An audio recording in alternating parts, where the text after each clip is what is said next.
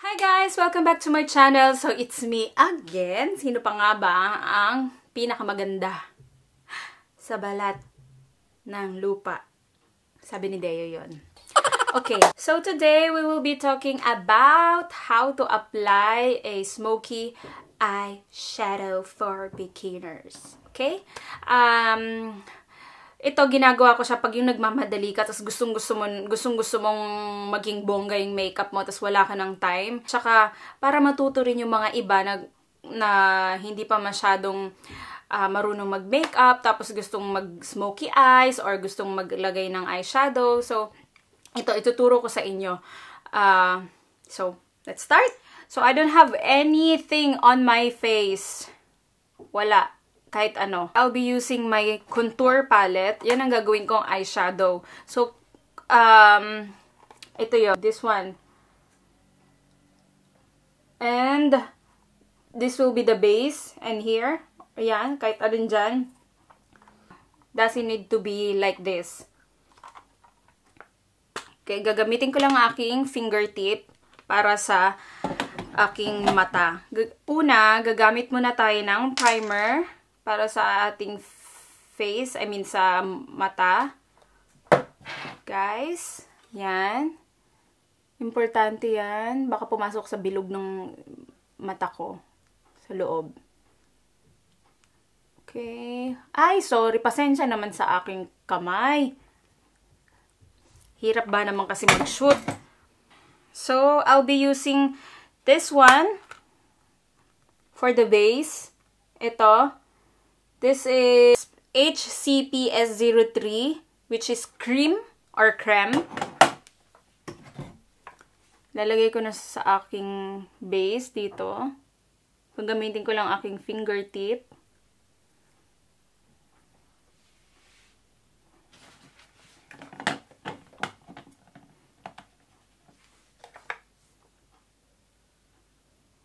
Pasensya na kayo guys sa silaw ng araw.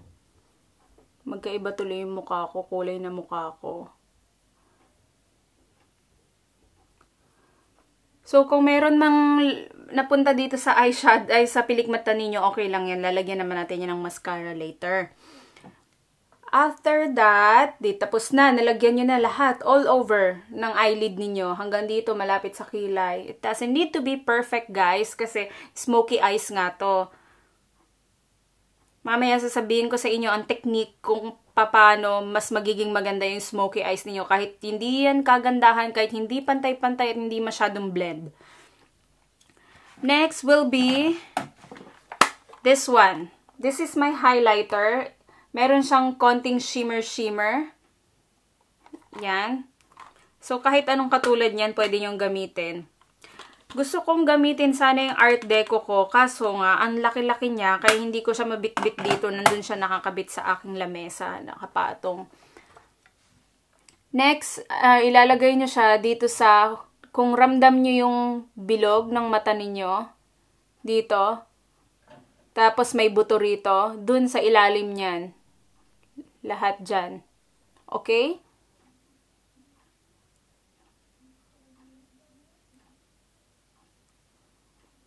Sana nakikita ninyo. Okay lang kung merong lampas. I-blend natin yan mamaya. So guys, okay na? Sana nasundan nyo ako. Okay? Next, kukunin ko ang aking smudge brush. This one. From Max Factor. Kukunin ko ulit yung gagamitin natin tong tan. Yan yung ginagamit ko pang contour. Anong contour? Yan na guys. Ilalagay natin siya dito sa dulo. Malapit sa ating pinakadulong mata. Dito. Gets nyo? Of course, na-gets nyo yan. Tapos, may buto tayo dito, 'di ba? Yan ang susundan niyo ng color pag ganyan. Okay? May yung buto dito. Sundan niyo 'yan. Relax lang yung mata. Sundan, sundan. Diba? Tagalog na Tagalog. Para sa inyo talaga to eh. Okay, okay na. Ito, gagawin nyo siyang pa-letter C. C, like that.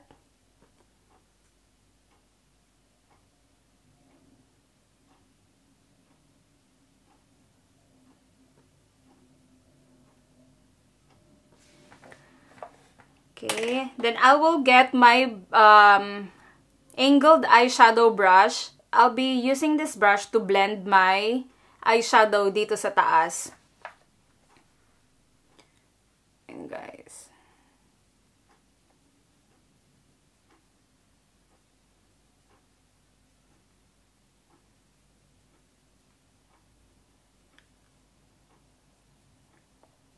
Diba? Kaya, huwag kayong matakot guys kung hindi pantay or whatever, meron tayong brush or pwede nyong ulitin hanggang sa ma-perfect natin. Bakit ganito ang aking focus? Next, kukuha pa ulit tayo ng, ito ulit yung smudge brush natin. Tapos, lalagyan ulit natin siya dito. Dito. Pataas. Yan. Ganon ulit, C. Ibi-blend ko yan mamaya, guys, ha? Okay. So, next, kukunin ko tong aking smoky eyes. Smoky eye shadow palette from Profusion. So, kukunin ko yung black niya, na intense na black matte. This one. Gagamitin ko yung the same brush. Smudge brush. Oh, ang ganda ng sikat ng araw ah. Lalagay ko ulit siya dito sa tip. Pinakadulo guys. Patong nyo lang siya dito. Dito.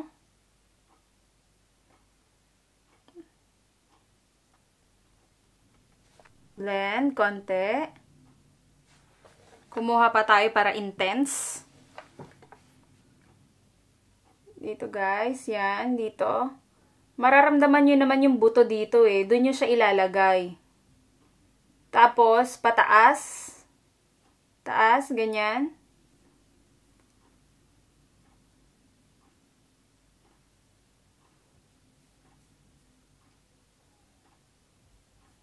Ko ulit yung brush ko na angled brush to blend this eyeshadow sa aking kamatahan, okay? Yan. So, kung gusto niyo mas dramatic, okay lang na puntahin niyo malapit sa kilay yung eyeshadow ninyo. Ayun guys, sorry sa liwanag kanina, hindi masyadong pantay dahil sa sikat ng araw kalahati dito. So, naglagay ako dito ng setting powder para just in case may malaglag na mga eyeshadow, at least hindi masyadong madudumihan yung aking mukha dito. Easy lang siya eh.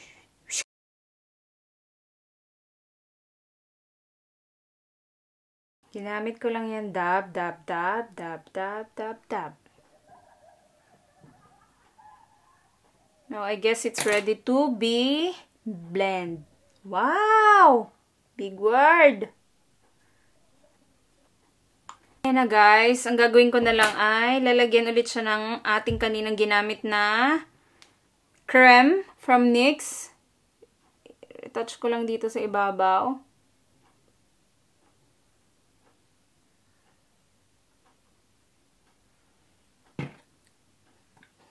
Konting blend pa. Ito para dramatic siya. Yung ginamit ko na base, ilalagay ko lang dito sa kilay.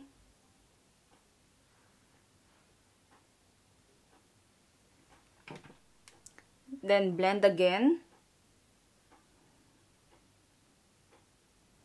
So, the technique para mas intense, may maliit ako ng mata. So, ang gagawin ko, maglalagay ako ng intense, dramatic na eye wing. At saka, madrama na false eyelashes. So guys, gagamitin ko ang aking Urban Decay Naked Urban Decay Gel Eyeliner para sa panimulang eyeliner.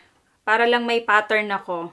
Mayroon akong susundan mamaya sa liquid eyeliner. Ito.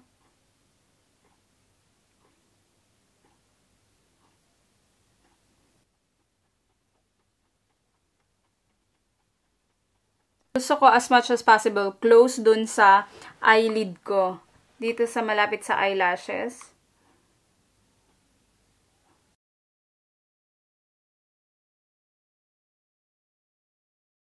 Lapit na guys.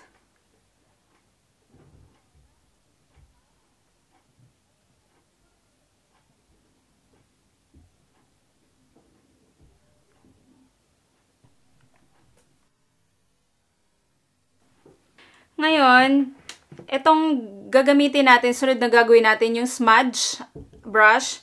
Kukuha tayo ng konting tan from NYX na ginamit ko sa dito, sa brown, sa taas. Lalagyan natin yung ilalim. Very, very, very close lang sa mata. Pilik mata.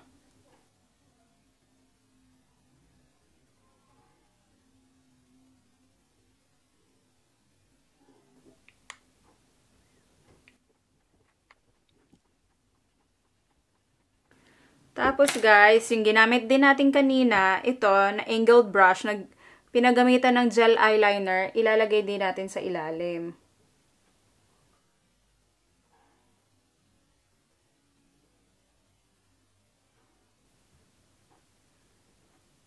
Okay. So, ayun guys, tapos ko nalagyan siya sa ilalim. Retouch lang natin ng konting-konti. Konting-konti. Gagamitin ko ang aking isa pang liquid eyeliner from Gush. Ito siya. Ganyan. Dodoblehan ko lang kung ano yung nandito sa unahan.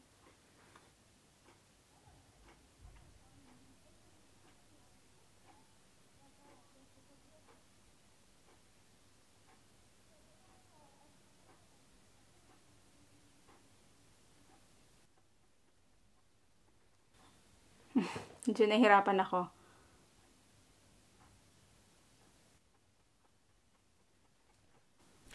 So, ayun guys, natapos din sa wakas. Ginawa ko na rin yung kabila kong mata. Ito na yung finished look.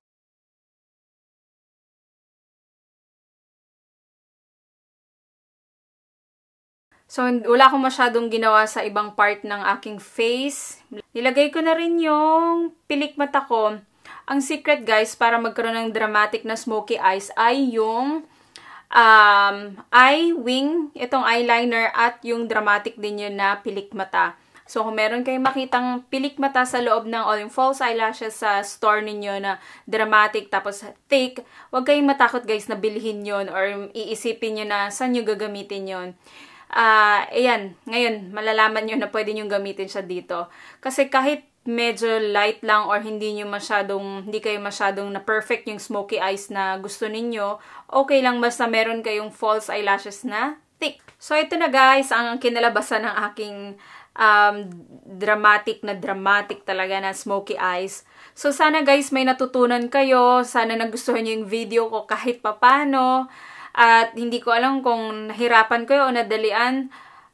Para sa akin kasi, yun na yung mabilis na ginawa ko na smoky eyeshadow. Wala nang masyadong ibang additional chenes. Ngayon, kung gusto nyo pa ng bongga bells pa yung smoky eyeshadow ninyo, pwede nyo siyang lagyan dito ng something dito, highlighter. Diyan. Ngayon guys, pwede nyo siyang gamitin sa pag lalabas kayo sa gabi, pag may wedding na pupuntahan kayo. Ang maganda lang nito kasi tatalab talaga sa picture kaysa dun sa mild lang na eyeshadow. Yun lang yung para sa akin kasi minsan mas gusto ko yung dramatic yung mata ko and then the rest of my makeup light lang yung highlighter tapos wala akong ginamit na lipstick pa ngayon na kahit ano wala talaga as in. So ito lang yung ginamit ko. pwede nyo kayong gumamit ng nude lipstick or lip gloss lang. Pero mas maganda, kung ako yung tatanungin, mas gusto ko yung nude na lipstick kasi totally dramatic na yung inyong select mata at ang eyeshadow. So, sana guys nagustuhan nyo. Kung nagustuhan nyo, don't forget to thumbs up, of course. At kung gusto nyo pang masubaybayan yung mga iba ko pang video at ma-update kayo, don't forget to, of course, subscribe. So, okay guys, see you, Visis! Gusto ko lang din dagdag na huwag kayong matakot mag-experiment, huwag kayong matakot mag-practice. Kung hindi man siya perfect, it's okay guys, kasi dyan din ako nag-umpisa. Actually, hindi ko rin masasabi na perfect yung eyeshadow na ginawa ko ngayon. Ito lang naman yung ginagawa ko and then I want to share it with you guys para lang makatulong kahit papano sa mga nag-uumpisa pa lang mag-makeup or kung gustong matutong mag-makeup. Ngayon, kung may gusto kayong itanong sa akin, kung may gusto pa kayong idagdag or isuggest sa mga ginagawa ko, don't forget to, syempre, i-comment mo na yan below. At sa lahat ng lahat ng products na ginamit ko, lahat ng mga pinagpapakita ko sa inyo, ilalagay ko sa description box. Yun lang guys. Babush na!